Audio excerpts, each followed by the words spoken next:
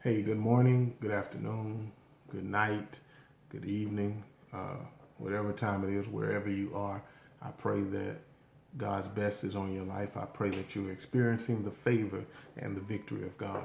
I want to come tonight just to finish up, or not really finish up, but just piggyback, I guess, off of the lesson that I taught the other night, or the video that I did the other night, about fear being a tool that the enemy used to get us to quit. And tonight I want to talk about not being able to see, or a lack of sight, or a lack of vision will cause us to throw in the towel. It will cause us to quit. And I'm doing a series at the church called Divorcing the Quitter in You. And we have to get to a point in our lives where we are divorcing the quitter. We are making up in our mind that in 2017 we're not going to quit. At the beginning of the year, God told us 2017 was the year of His positioning. He was positioning us to win, to win in every area of our lives, and we're not going to quit. We're going to go through this process the way that He has designed for us to go through the process. It doesn't matter what has happened in our lives. The enemy's job is to get us to throw in the towel. His job is to get us to get to this point of 2017 and not be able to see what God is doing. And if we get to the point to where we can't see what God is doing, He knows that the next best thing for us to do is to just give up. And year after year, we find ourselves making these, resolutions, and making these, saying these slogans and what have you about what 2017, 2016, 2015, what this year means and everything. And by this time of the year, we've forgotten it. But I believe that 2017 is our year of positioning. And I believe that God is telling us right now at this time, don't quit. Don't give up. Stay in the race. It is going to happen. But like I said, if the enemy knows, he knows that if he can get us to throw in the towel, if he can get us to lose our vision, if he can get us to close our eyes just for a moment and see what he see what he says and see what he sees, then he can get us right in the place that he wants us to be, and that's right with him. But I declare that this year we are not quitting. We are not quitting. Don't quit in 2017. Have you ever been in the storm? Have you ever been in the storm? And it's raining like cats and dogs. It's raining. You can't see the car in front of you. It is raining. And you start to see people turn around and go back the other way. And then you start to see some people pull over on the side of the road and just try to wait out the storm. And then you see some people who are they put their hazard lights on and they drive slowly through the storm. Well, that's who we have to be. We have to be the ones who put our hazard lights on and we drive slowly through the storm. We don't allow the storm to cause us to turn around. We cannot afford to go back where we came from. I don't know about you, but I can't afford to go back to my past. I can't afford to be the Chris of 2000 and 1999 and 1996. I can't afford to be that Chris. I cannot afford to go backwards. So I have to drive slowly through the storm. I may not be able to see every turn. I may not be able to see the car in front of me. I may not be able to see what's right there in front of me. But it doesn't matter.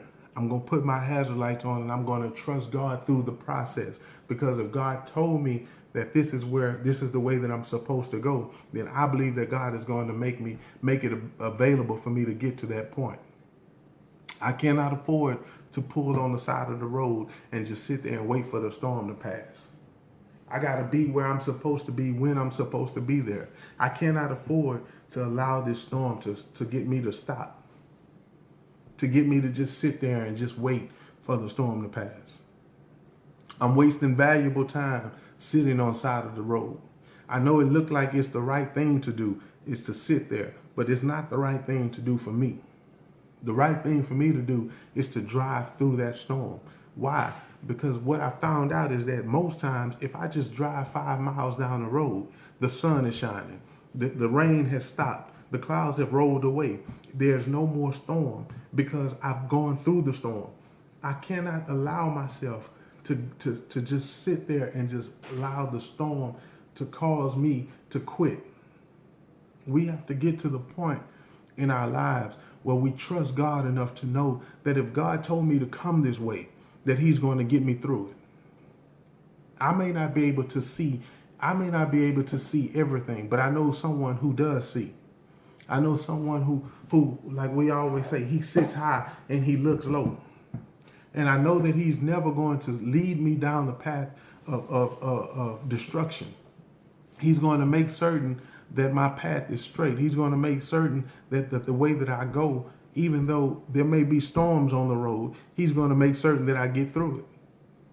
You have to understand that the storms are a part of the process. The storms make your character. The storms make you who you are. The storms cause you to rely on God even more because you remember the last storm. And if he got you through the last storm, then he can get me through this storm. And it doesn't matter how great the storm is. I know my God is greater than that storm. So we have to get to the point to where we don't rely on what we see. Because what happens is what we see can paralyze you, man. Fear will of the unknown will paralyze you. And when you can't see what's in front of you, man, you start to get paralyzed. You're the one who's sitting on the side of the road. You're the one who's just sitting there wondering what's going to happen and how did I get in this situation? But you can't get to that. You cannot allow yourself to get to the point to where you're paralyzed. I was telling the church the other day, there was a woman who, her name was Sister Wilma Smith. She was member at my dad's church, and we were at Kentucky Fried Chicken. We were at Kentucky Fried Chicken, and I was walking to the car. Leaving out of the restaurant. I was walking to the car. I was a little boy, man. I probably was about 8, 9 years old at the most. But I was walking to the car, and a dog came running across the parking lot. And I was in between the door to the restaurant and the door to the van. I literally was feet away from the van. I could have just ran and grabbed the door and jumped on the van. But I was so fearful, I was so scared that I stopped in the process. I mean, I just literally stopped. And Sister Wilma Smith came and she ran around and she kind of shielded me, kind of stood in front of me, and she shooed the dog off. She was like, shoo dog, get back, you know? And she was sitting there protecting me. And that's the way God does us.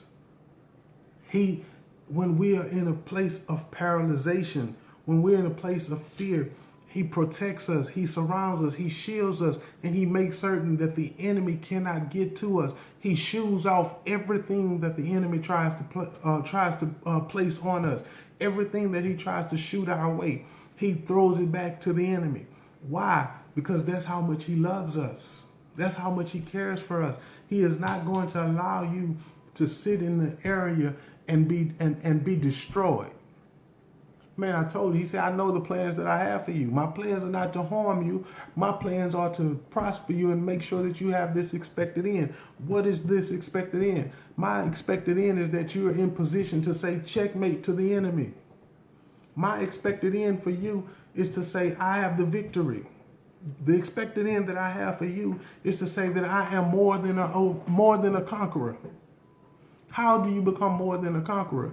Because you win in everything that you do and you don't even have to fight for it. God has already positioned you to win. You can't see what God is doing, and so because you can't see what God is doing, you give up in the fight, but you don't realize that the fight is already won. All you have to do is just show up to the fight. All you have to do is just walk out there and just get in the middle of the ring. And when they ring the bell, they're gonna ring another bell and say, we got it and new. And new. I was watching the boxing match the other night. And Pacquiao. Man, everybody in the world know Pacquiao won that fight. But the fight was fixed. Pacquiao beat that man senseless. But he, at the end of the day, they said, and new. See, that's what God does for us. It's a fixed fight. The only difference is we ain't gonna look like that boy looked the other night. We're gonna look good about it. We're not gonna always look like we've been through a fight. People don't know what you've been through in your life. I don't look like my past, man. I don't look like the stuff that I've gone through. I don't look like the difficult moments that has hit my life. I don't look like I've ever been in no storm. Why? Because God protects me. God covers me. I may not be able to see all the time, but one thing I do know is that when I cannot see, I know who to rely on. I know to put my trust in God.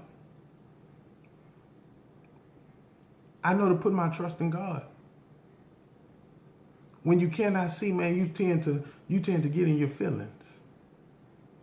You tend to get in your feelings, and you start to cry and to complain to God.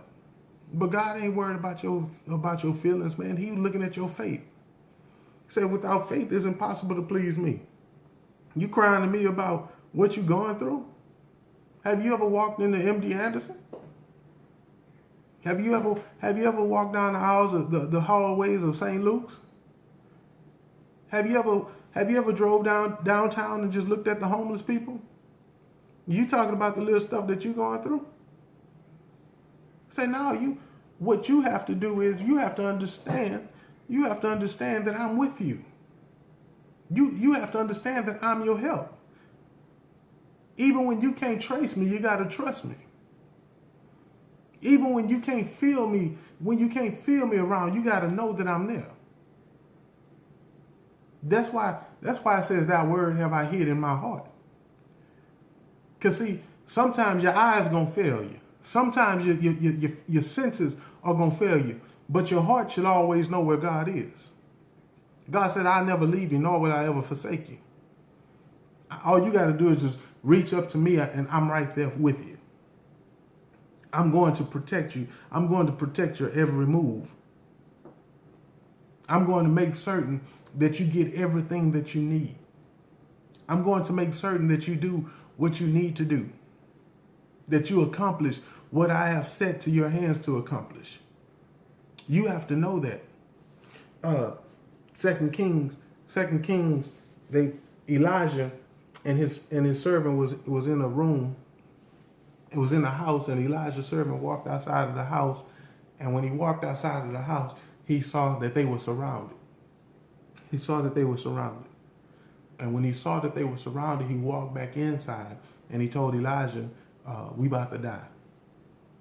I'm paraphrasing. It's 2 Kings 6. 2 Kings 6. I'm paraphrasing. He said, we about to die. They about to come and kill us. I just walked outside and a SWAT team is outside. They got their whole army with them. They outside, they about to come up in here. So we need to write some letters down and tell our loved ones that we love them because it's over with. But Elijah said, it's more of us than it is of them. He said, wait a minute, Elijah, I know you're getting old. I know you're getting up in age. Let me get a little bit closer. There's a bunch of people outside. They about to kill us. It's two of us in here. They are coming in and they're going to kill the both of us. And Elijah said back, he said, I heard what you said, but I'm telling you, there's more of us than it is of them. And so Elijah began to pray to God, and he said, God, open up their eyes, open up his eyes. And when he prayed to God to open up his servant's eyes, the Bible says his eyes was open and he saw the mighty angels that was with him. At that moment, he knew. He knew that they were going to be victorious. He knew that they were going to win. And see, when you can't see what God is doing in your life, when you can't see what's the next step is supposed to be, when you can't see the hand of God on your life, say, God, open up my eyes. I need to see what you're doing for me. I need to know that you're there for me. I need to know that you're going to provide for me. Open up my eyes.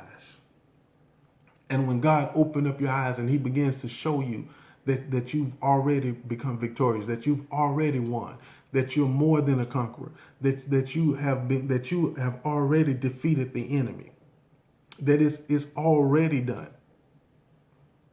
All you got to do is just rejoice. Why? Because there's an army on your side. You have an army that's waiting to fight for you.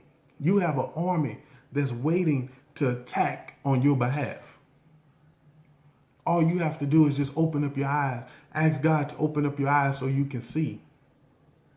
See, we're looking out of our natural eyes, but we can't look out of our natural eyes. We have to look out of our spiritual eyes.